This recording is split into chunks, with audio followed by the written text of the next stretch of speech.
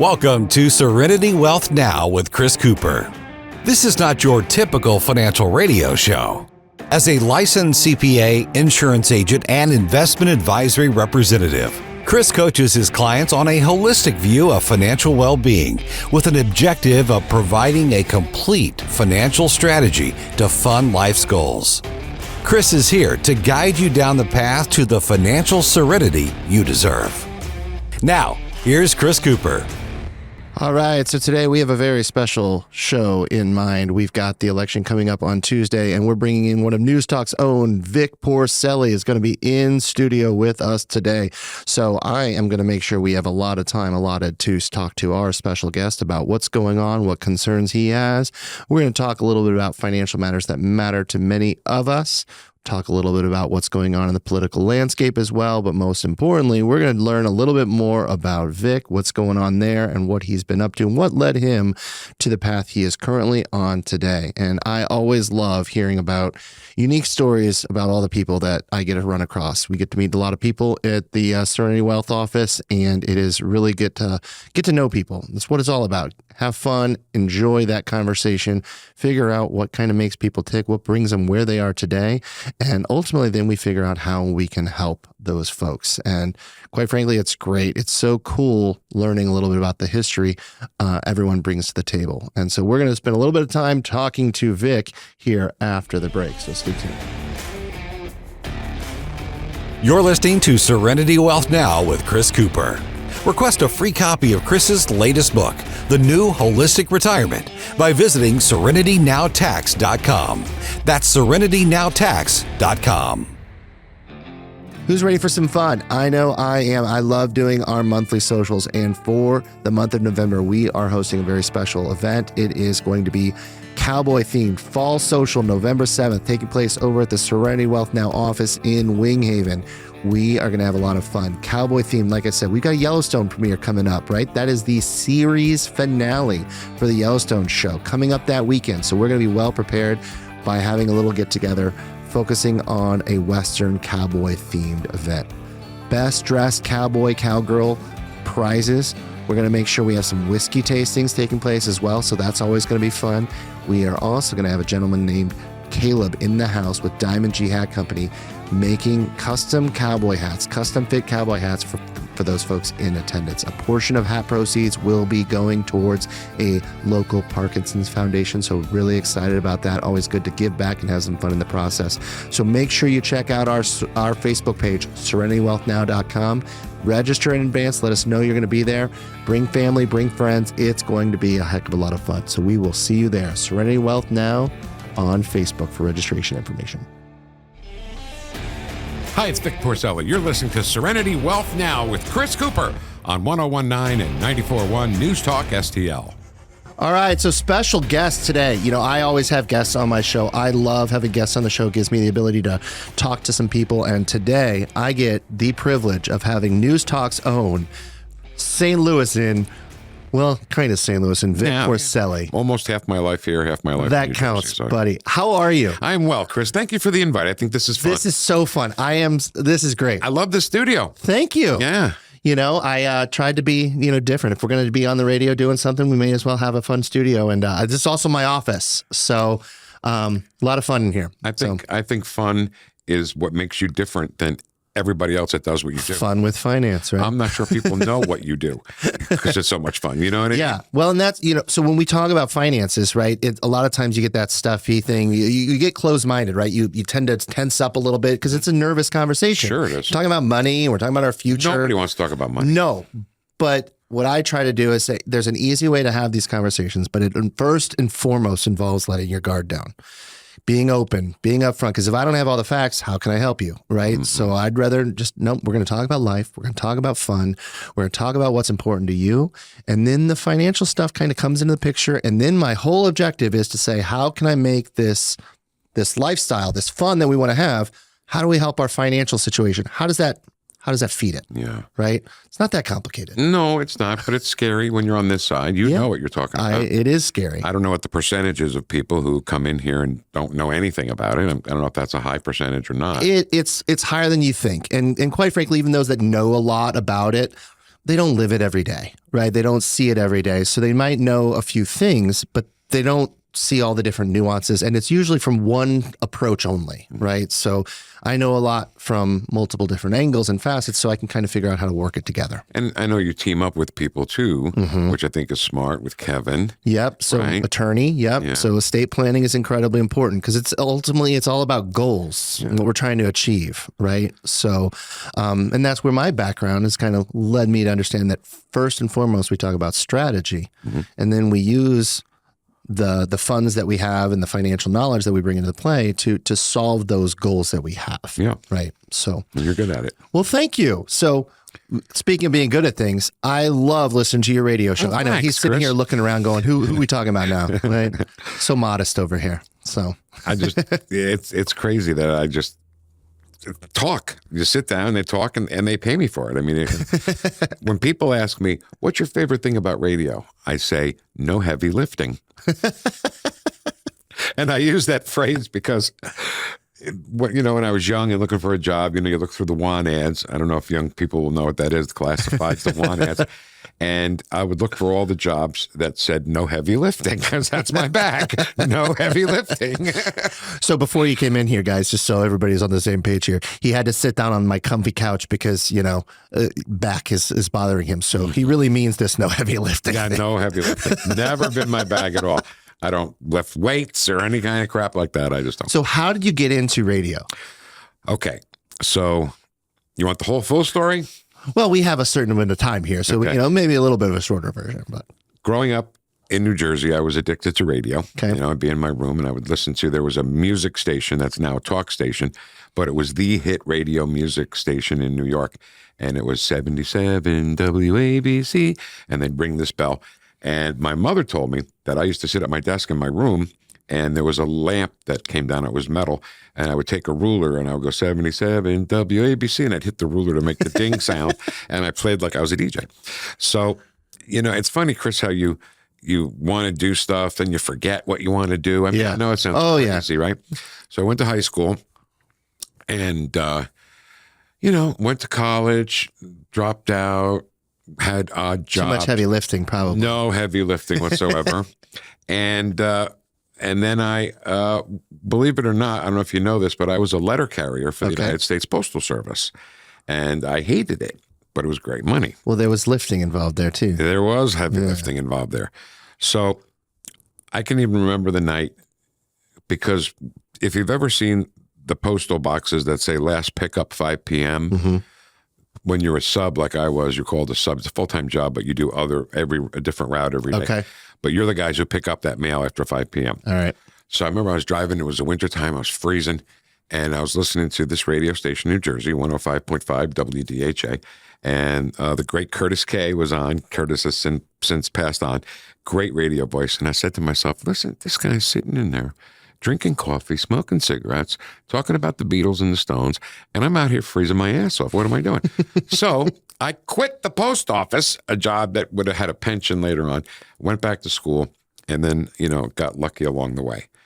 So my very first job where I got paid to do radio, I did a show at the college radio station, which was, believe it or not, pretty popular because people love blues in New York City. I think people who know you would say they believe it. It was just a blues show, nothing but blues.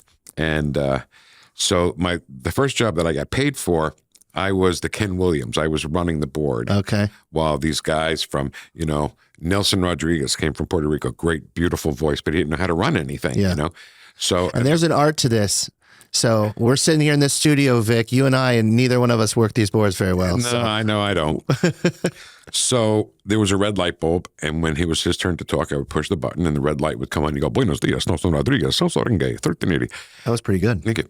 And it was fun. I was nervous. And then I also had to do what we call production, right? And back in the day of tape, commercials would come on a little reel-to-reel tape, and you'd have to put them on something we call a cart. And it's hard to describe it. They had like just 60 seconds worth of tape on it. And that's how you played the commercials. So you've heard of Goya Foods, Sure. right? Yeah. Goya Foods, big Hispanic. advertiser in this. The biggest. Yeah. And when I was young, I used to watch professional wrestling. but it was on the UHF channel. It was on channel 47, which was a Spanish station. But we could get so sidetracked here. Have you seen the documentaries lately? Oh my gosh. All right. I'm sorry. Go ahead. And the wrestling was in English, and it was actually Vince McMahon. But the commercials were in Spanish. And every Goya commercial, every single Goya commercial, this guy would come on and go, si es Goya, tiene que ser bueno, which means if it's Goya, it has to be good, right? So here I am in this radio station. I'm doing a Goya spot. And, the guy's voice, si es Goya, tiene que ser bueno. So I hit the wrong button, which erased some of the tag at the end. Uh-oh. Right? And I'm like, oh, my God, it's like my first week here. I'm going to get fired doing this. I said, screw it. I turned to the mic and I went, si es Goya, tiene que ser bueno. Nailed his voice, and it ran on the station for like 3 weeks. Nobody knew it was me. And then, other radio stations, like I worked at an AM daytime radio station. We had to sign off the air at sunset. And that was tough. That was a top 40 station. That was just tough. Now, this is music radio. This is music radio. Yeah. Chris, all I did was music radio before this job. Okay.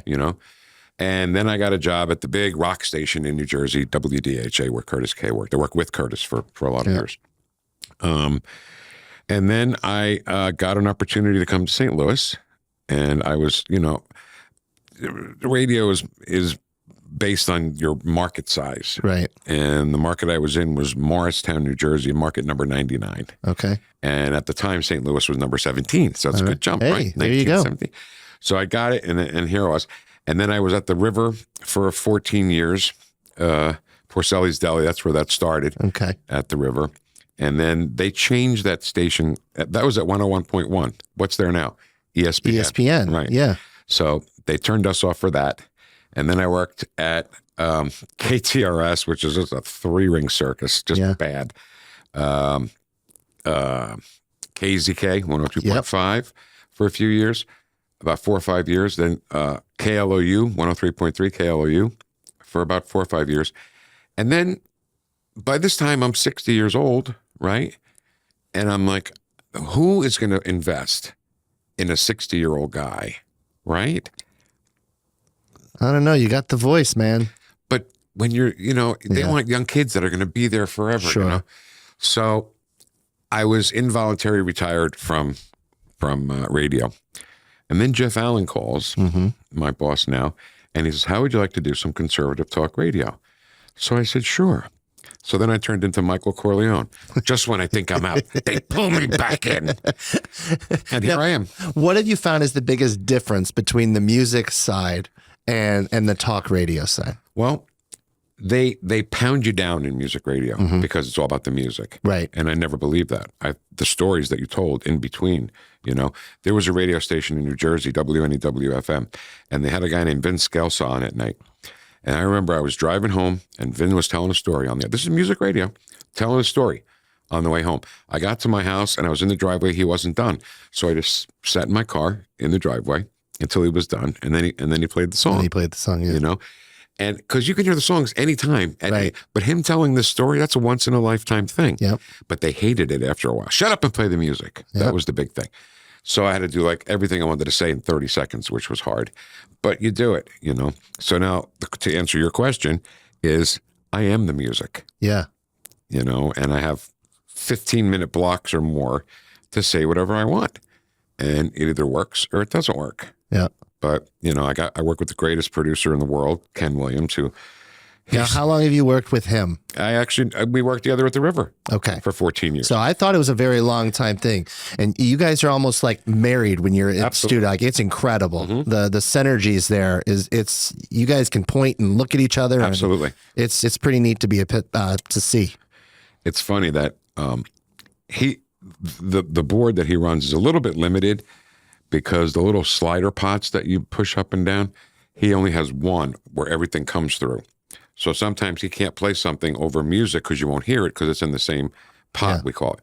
And at the end of our show, I don't know if you've ever heard it, but I always say, thank you so much for having the record player on at night to listen to us this morning. Oh, that's your line? I didn't think you made that famous. I thought that was made famous by somebody else. Well, saying it that way, but Joe Biden, in an actual debate, he got it right. He goes, leave the radio on. Make sure you have the record player on at night. Like putting on Freebird is going to tell you what's going on in the world, right? And Ken plays him saying, keep the radio on. Yeah. And I'll look at him and he'll just give me a little nod. Yep, we're ready to go. Nice. You know, so it's like nonverbal communication all the time. Yeah. I know I see it when I come in to get a chance to come into the studio, which is always so fun, by the way. Thank you. So I enjoy our little segments and We our love time. it. We love it. It's fun. We got a lot going on right now in the world. So you guys are pretty busy this week, aren't you? Boy, leading up to Election Day, which used to be Election Day. Yeah. And now it's not Election Day anymore. Well, it's already done in Pennsylvania, right? I mean, we were talking about this a little bit off air. We saw it on the news. Yeah. It's done, right? The ABC posted it, 100% complete. So stupid. So some people are saying it was like a silent whistleblower. Yeah. To say, hey, look what they got going here. You know, they got the results already. For Well, you Tuesday night. force people to think it's over, so then you don't vote. go to the polls Right. anymore. It's all a game. Yeah. And it's very fishy on that side. Yeah. You know, and computers and vote counting machines. It's all too much. It's all too much. 30 years ago, everybody voted on the same day, and we knew who won that night. Yeah. And all of a sudden, it's gotten so complicated. Why? It gives you more chance to cheat. Yeah. That's just how I look at it. Well, it shouldn't be. It should be easier, shouldn't it? It should be less complicated than it was. I mean, all those manual processes that had to exist before technology. How can it not be more streamlined? Because it doesn't make sense to now me. it's easier also to cheat. Yeah. It's also easier to change a vote. You add another element. There So were now you have to have some more security protocol. There were some instances where, because I remember when I first voted in St. Louis, it was a touch screen. Yeah. Voted for Trump, bing. And now it's like, if you do it, it could change the vote right in front of you to somebody else. So is everybody honest? No. Is everybody in this country biased? Yes. I don't think there's one person in this country that does not have a bias. Sure. And unfortunately, that goes all the way up to the judicial system of the United States government. Yeah. Yep. So that's my thoughts on that. But I do love what I'm doing. Well, it's fun. I mean, you do a great job with it too, and have a great time with it. And how can you not enjoy that? So. I do enjoy it. And there's no heavy lifting.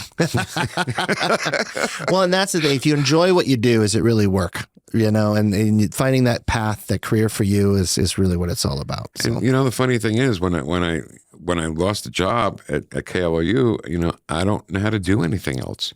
Trust me. Yeah. That's not an exaggeration or a vague. I don't know how to do anything. I am stupid, and so I get to do something where I don't have to do anything. Does it make sense? Well, I think you do quite a bit, though. At the end of the day, there's a lot of influence there, and there's a lot of uniqueness that you bring to the table and skill set, and those skill sets serve a certain job, if you will, just like any other skill, right? So I think that's where you find that stay in that lane, right? I just don't work very good with my hands. Well, I'm not a good handyman. no, that's other people are there for that. Right, That's okay. somebody. You stay in your lane and know what you're good at and not, right? And then you use those people. Like, when I need a doctor, I want a doctor doing my concerns, right? Yeah, right. So everyone's got their skills. I'll do it till I can't do it anymore, I guess. And I don't know. There's no age limit on that. So I don't think so. No, I mean, you're not the oldest one in this business or in the News Talk family. yeah, Larry Connors is older than me. Well, I wasn't going to say it, but I can say it. I have permission to say it. Every time I see Larry, the first thing is Serenity Now. Yeah. He's so great. I swear to God, he's so great to work with, and he's still working. So why wouldn't I just keep working?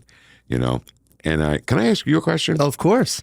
Social Security question. Please do. Yeah. So Social Security, correct me if as soon as I make a mistake, jump right in. Okay? All right.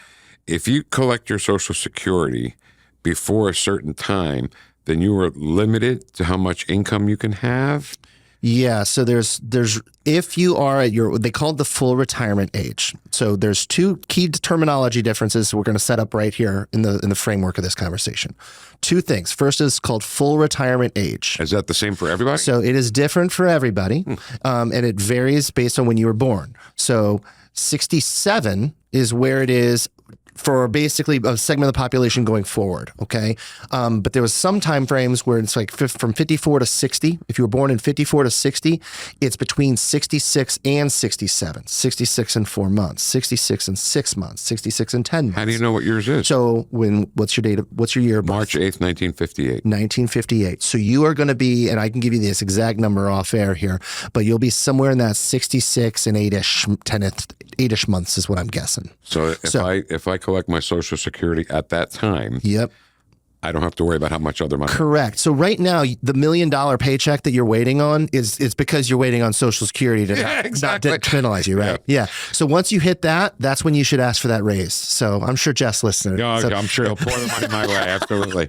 yeah. So that's your I full don't think retirement a lot of age. people know that. So and the amount that you get at your full retirement age is called your primary insurance amount, PIA. Okay, so PIA is what it's called. That's kind of fun to say. So I say PIA. Yeah, You know, PIA is correct. I like the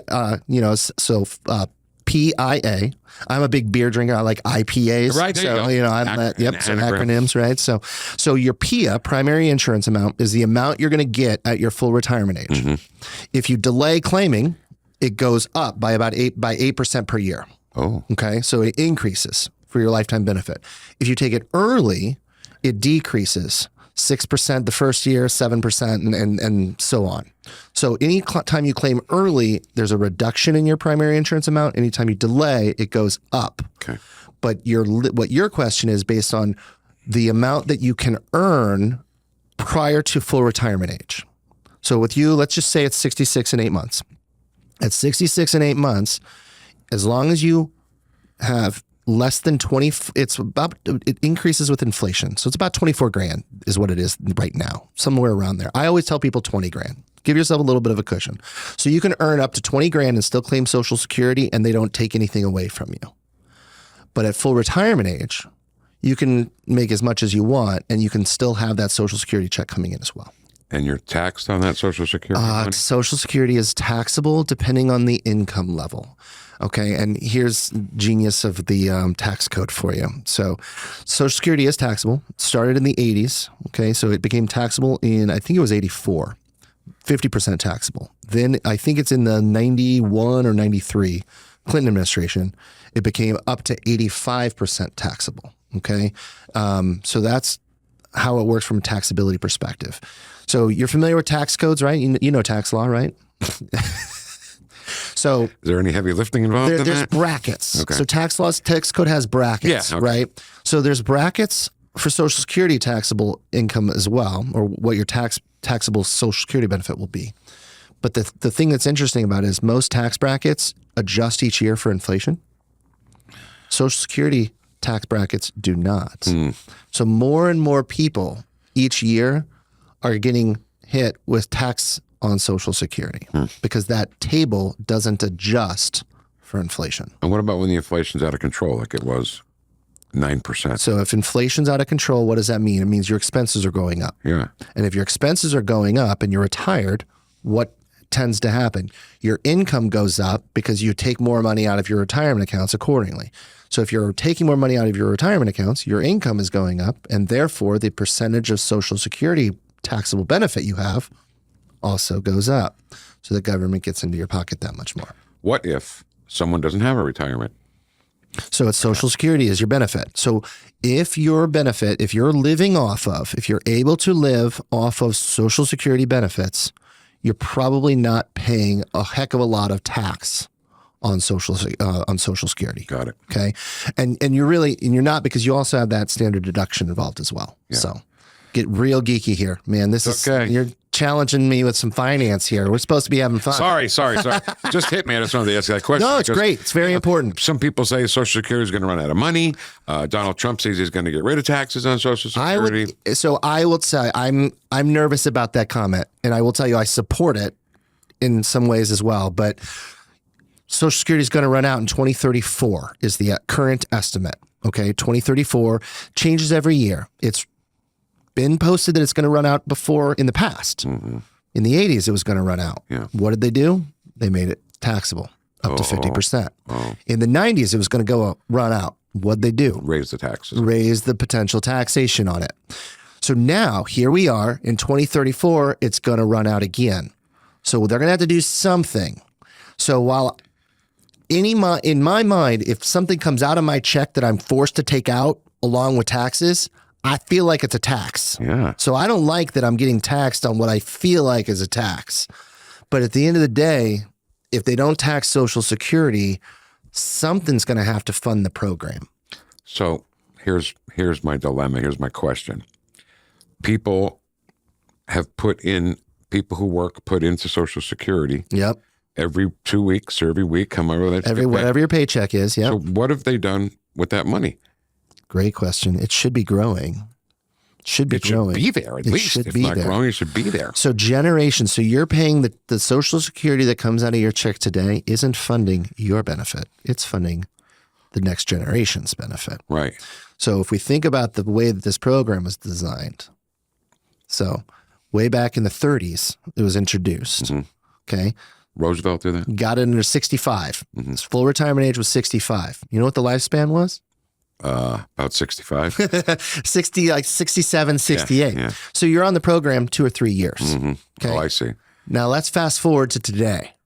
We claim benefits now we did delay Social Security now full retirement age 67. But what's full retirement? What's the average lifespan?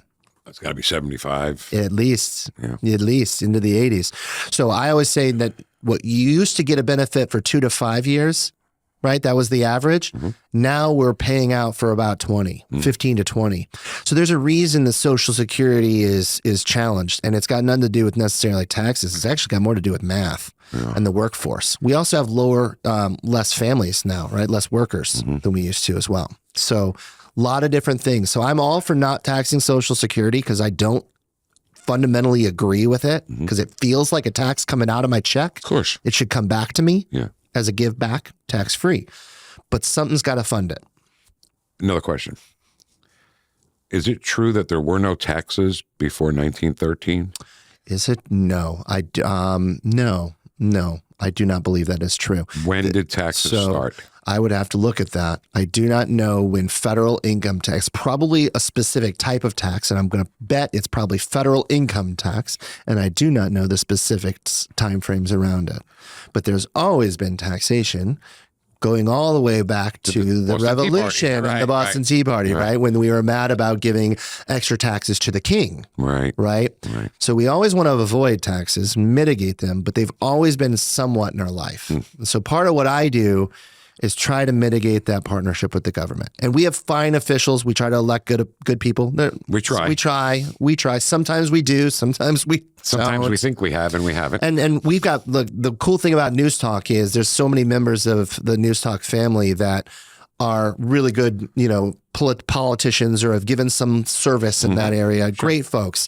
So I say this with a grain of salt, but one of the things I do tend to say is, I don't really want the government involved in my stuff. Right. And I really don't think that the government as a whole does a lot of great things, right? It's very bureaucratic, and it's not any individual's fault. It's really because it's so many people involved. And just like anything else, when you get so many people involved, it becomes just, you can't make everybody happy. So you end up sacrificing so much back and forth that you end up getting just kind of a meh result. And that's kind of frustrating. The government's so big.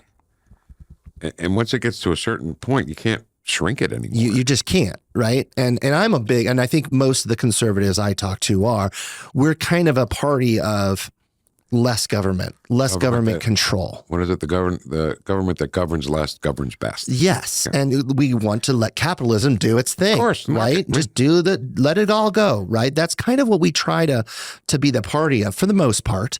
And I'm a big believer in that. And that's why I always try to help people mitigate that partnership with the U.S. government by focusing on that tax control. So where we can't always. I'm sorry. I didn't mean to steer you off into that. We're having so much fun here. I made you work. I love it. I didn't want to make you work. I have to. I try to have, when I have people over in my office and I talk, we spend a good amount of time getting to know each other, talking about goals, objectives. But yeah, ultimately I do have to put my professional hat on. Right. So I get it. Thanks for making me do that too. Thanks for inviting me. It's been fun, buddy. So thanks. We're going to get into the studio here with you guys real soon here. You guys got a busy week with the election. So I know it's going to be a big night for you. It is. A lot of stress too. A lot of stress, a lot of worry. Are the right people going to get elected? Are the wrong people not going to get elected? Yeah. That's what we want. And all we can do is sit there and give you the results. Well, we're going to be listening, and you're going to be live, right? Tuesday all night. Yep, till about midnight. News Talk, that's your source. Get all the information right there with Vic. Thanks, Chris. This is Serenity Wealth Now with Chris Cooper. Request a free copy of Chris's latest book, The New Holistic Retirement, by visiting SerenityNowTax.com. That's SerenityNowTax.com. Investment advice offered through Fortis Capital Advisors.